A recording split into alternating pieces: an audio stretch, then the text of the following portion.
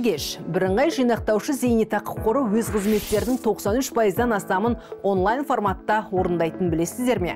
Қор салымшылары өздерінің зейнетақы жинақтары туралы мәліметке кез келген уақытта қашықтан қол жеткізе алады. Ал сіз кейбір деректерді әлі күнге дейін онлайн қалай алу керектігін білмесеңіз, бүгінгі хабарымызға мұқият зер салыңыз. Эфирде берекет кілті бейнет хабары, студияда Әйгерім Ердәулет.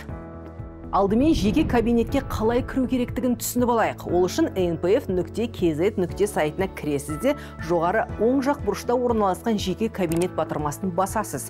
Дәл осы кезде сізге электронды цифрлы қолтаңба немесе ЖСН нөмірін көрсету қажет. Әрі қарай қызметтер бөліміне өтіп, өзіңізге қажетті операцияны таңдайсыз. Егер электронды цифрлы қолтаңбаңыз жоқ болса, онда сіз қордың кез келген бөлімшесіне бір рет барып ақпараттандыру тәсілі ретінде интернетті таңдағаныңыз дұрыс. Осыдан кейін жеке кабинетке ЖСН немесе сіз таңдаған құпия сөз арқылы кіруге болады.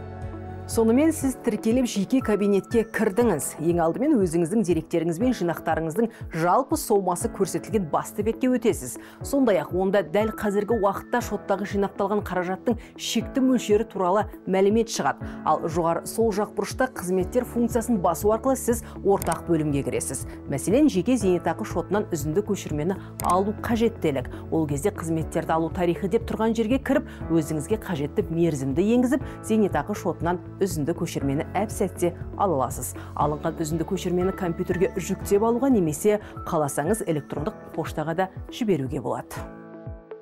Бұдан бөлек жеке кабинетке кіру арқылы салымшылар зейнетақы шотының бар екендігі туралы анықтаманы алуға, мерзімсіз белгіленген бірінші және екінші топтағы мүгедектікке қатысты және ерікті зейнетақы жарналары бойынша зейнетақы төлемдерін тағайындау туралы өтініш беруге, өз деректемелеріне өзгерістер енгізуге, жинақтарды сенімгерлік басқаруға аударуға, өз өтінімдерінің орындалу мәртебесін көруге, тіпті болашақ зейнетақысын есептеу және жоспарлау үшін зейнетақы калькуляторын пайдалануларына болады. Дәл осы соңғы тәсілді дұрыс қолдану жолын қор салымшысы білгісі келіп, редакциямызға бейне сауал жолдаған еді. Сұрағына зер салсақ. Сәлеметсіздер ме? Мен отбасым жағдайына байланысты мекенжайымды қоныс аударып, мекенжайымды өзгерттім. Қордағы тіркелген мекенжайым әлі өзгеріссіз. Енді соны жаңа мекенжайыма ауыстыру үшін қор кесенесіне баруым міндетті ме? Маған ұялы қосымша ыңғайлы болар еді. Сауалыңызға рахмет. Жауабын бірыңғай зейнетақы жинақтаушы қоры акционерлік қоғамының басқарушы директоры, Астана қаласындағы филиал директоры Мұрат Тұрсынұлы Шәріповтен сұрасақ. Қайырлы кеш, сіз байланыстасыз. Кеш жарық. Егер сіздің электрондық цифрлық қолтаңбаңыз смартфоныңызда сақталған болса, бұл әрекетті ұялы телефоныңыз арқылы жылдам әрі тез орындай аласыз. Ол үшін бірыңғай жинақтаушы зейнетақы қорының мобильдік қосымшасына кіріп, қызметтер бөлімінде деректемелерге өзгерістер немесе толықтыру енгізуді таңдайсыз. Кіру әдісін таңдап, құпия сөзді енгізіп, белгіленген батырманы басқанда, сіздің жеке деректеріңіз жазылған парақша ашылады. Сол жерде жаңа деректеріңізді енгізіп, астындағы қол қою батырмасын іске қосасыз.